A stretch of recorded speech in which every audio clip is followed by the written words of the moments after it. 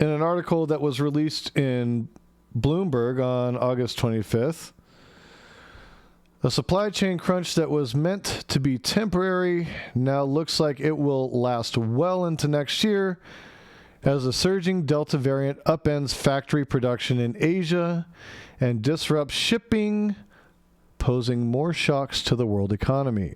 Let me reiterate, we are goddamn far from out of the woods. The economic relief is going to be needed. Every time somebody tells you that we shouldn't be doing this deficit spending, remember, if our supply chain suffers, the price of everything goes up. We will need the money. We will need it. It will not diminish spending power. We control that. We control our marketplace. But we can't lower prices on imported goods if the prices are higher than what we're importing them at.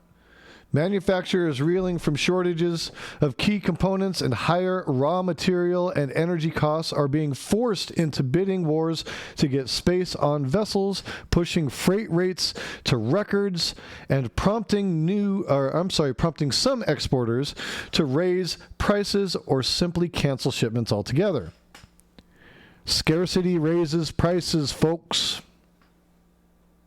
It's going to happen. It's going to happen.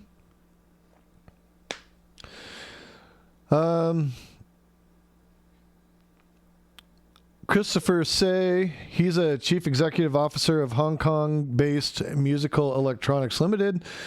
He said, we can't get enough components. We can't get containers. Costs have been driven up tremendously.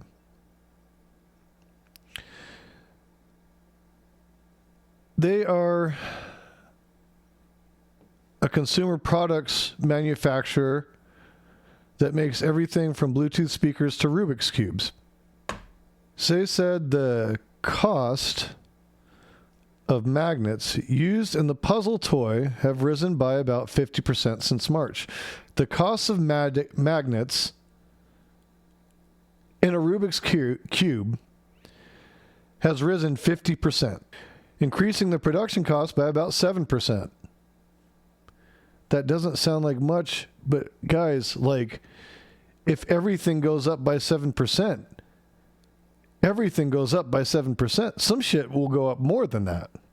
They're even having trouble trying to figure out if they're going to be able to make money in the future off of them because there's such a sliding scale as far as the components to make the Rubik's Cube. They may just have to scrap making them all together, is what it looks like.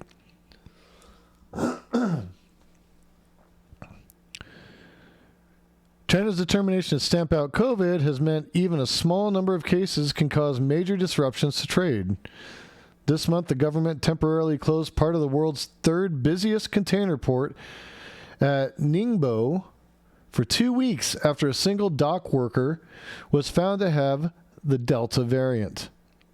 Earlier this year, wharves in Shenzhen were idled after the discovery of a handful of coronavirus cases.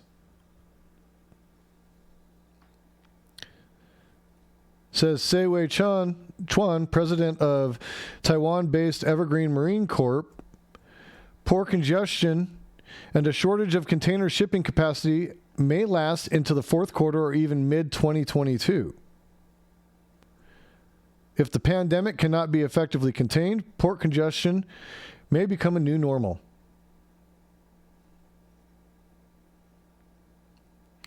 This is bad news for us.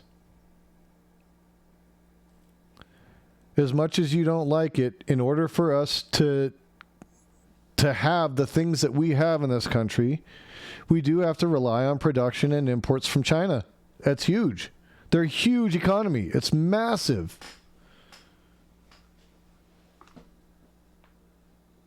I want everything made in the States, but there's shit that just you can't get here. You know? So this is scary times, man.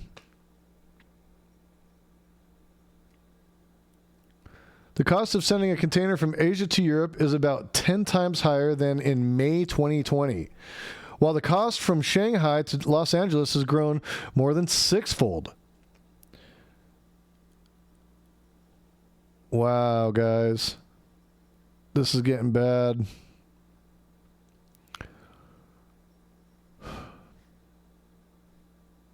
Higher freight rates and semiconductor prices could feed into inflation.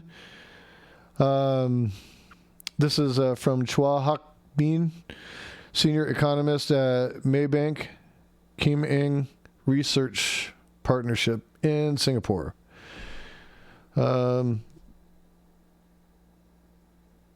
Producers, including Taiwan's Giant Manufacturing Co., the world's biggest bicycle maker, say they will raise prices to reflect the increased cost. Guys, if you want a bike, I would go get one like now. Do it. I'm going to get a bike. I need to get a bike. I want to get in shape. Anyways, this goes on to kind of detail out how bad it's getting, but the point is clearly illustrated. We are in trouble. We are very much in trouble. Okay?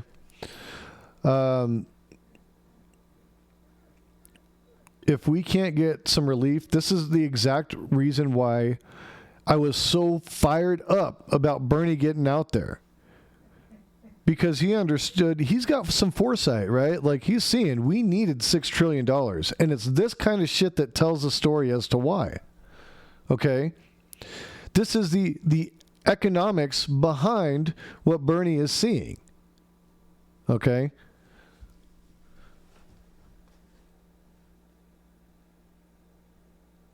So what do we do about that? Make sure you push people like Kyrsten Sinema, like Joe Manchin, to back that $3.5 trillion infrastructure deal. I'm big on this, man. Call your senators, call your congressmen, and tell them what you want. If you don't, that money's going to go to tax giveaways for rich people anyways. If they don't spend it here with the working class, they're going to give it away up there. Where do you want that to go? Now, infrastructure is pretty well a lock. And if we get the reconciliation done, we are going to be fairly solid. We're still not out of the woods, but that'll give us a fighting chance.